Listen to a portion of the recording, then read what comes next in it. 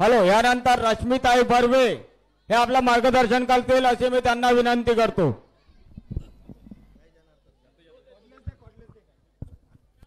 Hello hello. या विधानसभा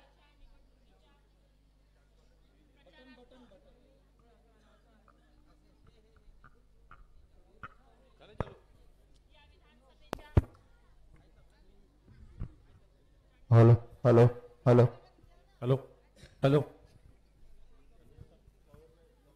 होणाऱ्या 20 तारखेला विधानसभेच्या प्रचार सभेला आपले उमेदवार माननीय राजेंद्रजी मोडक साहेब ज्यांनी त्यागाची भूमिका निभावली आणि एक पाऊल मागे येऊन आपल्या सर्वांसोबत ताकदीने उभे राहिले असे रमेश भाऊ कारेमोरेजी, गोंडवाना पक्षाचे प्रदेशाध्यक्ष सोबत जिल्हा परिषद सदस्य माननीय हरीश भाऊ उईके यांनी सुद्धा 2 पाऊल मागे येऊन सर्वांसोबत राहण्याची एक त्यांनी चान्स आपल्याला दिला.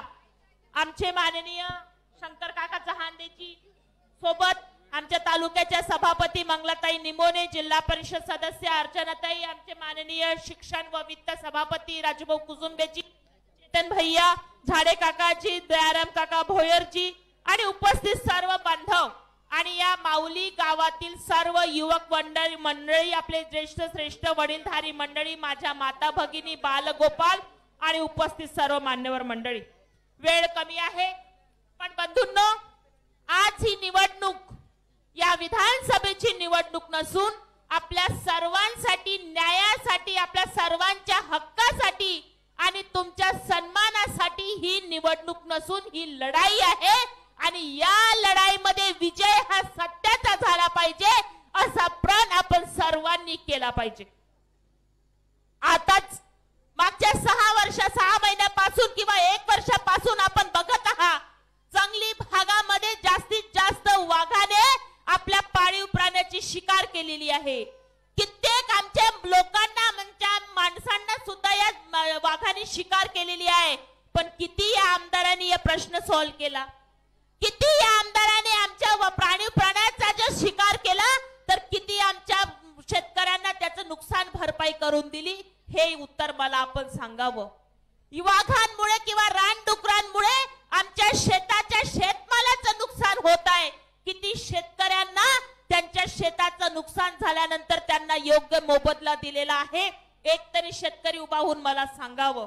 पण फक्त 20 वर्षापासून बंधूंनो आपण या खोट्या भूलथापांना बळी पडत आहोत आणि वारंवार त्याच उमेदवाराने निवडून फक्त आपल्यावर हुकुमशाही कशी करावी याची एकमात्र संधी त्यांना देत आहोत.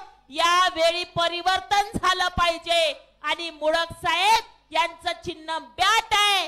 या चिन्हावर बहुमताने आपण सर्वांनी मतदान केलं पाहिजे असा निश्चय आपण सर्वांनी करावा. आमच्या मायमाऊली आहे, आमच्या भाऊनी सांगितलं लाडकी बहीण. कायची लाडकी बहीण आहे ताई सांगा बरं मला? 1500 रुपये देते. 1500 रुपये काही आमदारांनी त्यांच्या 1-2 एकर प्रॉपर्टी विकून काही तुम्हाला दिली नाही. हा तुमच्या घामाचा, तुमच्या कष्टाचा, टॅक्सच्या स्वरूपात जो पैसा सरकारमध्ये जमा होतो तो पैसा तुम्हाला मिळालेला आहे. भगिनींनो, आमदारानं काही कोणावर उपकार केले नाही. उपकाराची भाषा आमदारानं वापरू नये. आज आमच्या राजूभाऊ कुसुंबे जिल्हा परिषद सर्कल म्हणून वेगवेगळे काम इथे करतात म्हणून काय उपकार सांगतात का? तुम्ही निवडून दिलं म्हणून आमचं कर्तव्य आम्ही करतो, उपकार करत नाही. पण आज आमदार साहेब एवढे चिडले, अवाच्य भाषा, गलिच्छ भाषा, त्यांच्या बोलण्यावर ताबा नाही, त्यांच्या भाषावर ताबा नाही आणि वाटेल त्या तोंडाने, वाटेल त्या शब्दामध्ये आम्हाला बोलतात. त्यांना स्वतःचे, त्यांच्या पायाखालची जमीन सरकली आहे आणि त्यांच्या लक्षात आलंय की आतापर्यंत मी यांच्या भरोशावर निवडून येत होतं पण आता यांचा कौल दुसरीकडे आहे आणि त्याच्यामुळे ते घाबरले आणि आता त्याच्यामुळे त्यांच्या तोंडातून अवाच्य भाषा निघत आहे. उमेदवार आपले मोडक साहेब आहे. मागच्या 10 वर्षापासून उमेदवार म्हणून आपल्या मोडक साहेबांनी कुठल्याही पदावर नसता गोरगरिबाची मदत करण्याचं पुण्य केलं. काय गरज आहे? कुठल्याही पदावर नसताना गोरगरिबाची मदत करणे म्हणजे काय गरज आहे त्यांना?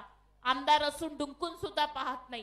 प्रत्येक विषय प्रत्येक कामाचं खोटं नाटक भूमिपूजन करणं, केलेल्या कामाचं क्रेडिट फक्त आमदार घेते. आणि आज आपल्याला सांगतो मुळक साहेबांना निवडून देणे ही त्यांची गरज नाही, ही इथे उपस्थित असलेल्या आपल्या सर्वांची गरज आहे. आणि त्यामुळं बॅट या चिन्हावर मतदान आपण करावं आणि येणाऱ्या 20 तारखेला परिवर्तन कसं आहे हे आपण सर्वांनी दाखवावं. हे आम्हाला गद्दार म्हणतात. अरे उद्धव ठाकरे साहेबांसोबत यांनी गद्दारी केली, त्यांचा पक्ष फोडला. उद्धव ठाकरे साहेबांनी 20 वर्षापासून या आमदाराला पोसलं, त्यांच्या बळावर एवढा मोठे झाले आणि उद्धव ठाकरे साहेबांसोबत गद्दारी करून 50 खोके घेऊन दुसऱ्या पक्षामध्ये गेले. आणि हा गद्दार आपल्याला गद्दार म्हणून शिकवतो. हे गद्दार आता या खोके घेऊन बोका झालेल्या आमदाराला त्याच्या घरचा रस्ता दाखवला पाहिजे. आणि तुमच्या सर्वांच्या मनातील उमेदवार माननीय मुळक साहेबांना निवडून बंधून तुम्ही आणलं पाहिजे इतकं सांगते. वेळ भरपूर झालेला आहे. आपल्या सर्वांना विनंती करते की परिवर्तन करावं. चुका अजिबात करू नका. चूक एकदाची केली तर 5 वर्ष तुम्हाला पश्चाताप केल्याशिवाय दुसरं काहीच मिळणार नाही. म्हणून कृपया चूक करू नका. जे भेटन चहा कॉफी ओ भाऊनी बोला वो क्या बोलते बिर्याणी पुलाव जे काही भेटन तुमच्या घ्या, कारण तुमचंच तुमच्या जवळ येऊन राहिलं, काही द्यायचं नाहीये. घ्या पण ऐकावे जनाचे आणि करावे मनाचे. बस हा निश्चय करावा आणि परिवर्तन म्हणून मुळक साहेबांना निवडून द्या इतकं सांगते.